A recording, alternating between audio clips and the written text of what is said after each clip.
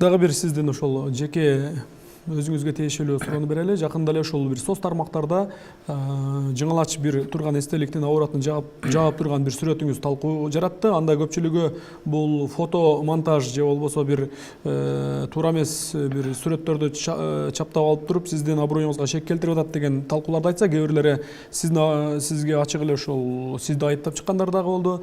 Деги эле ошол сүрөт боюнча айта кетсеңиз, чын эле сүрөттөгү сизби же монтажбы?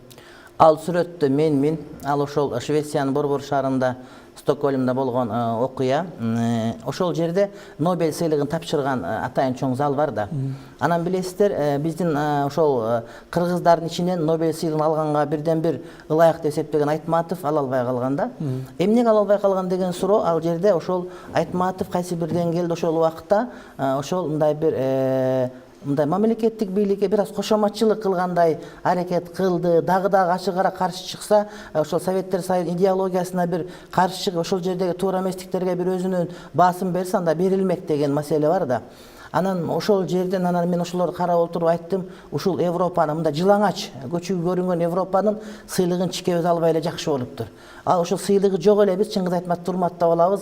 Ошону алып шермендеп болгондон көрө албай койгон бизге жакшы болуптур. Өзүңдүн абиретиңди, көчүгүңдү жаппаган Европа бизге акыл үйрөтпөдө, ошону жаап түшүп, бүтүндөй ааламга жест кылып көрсөткүм келген маселе болчу да.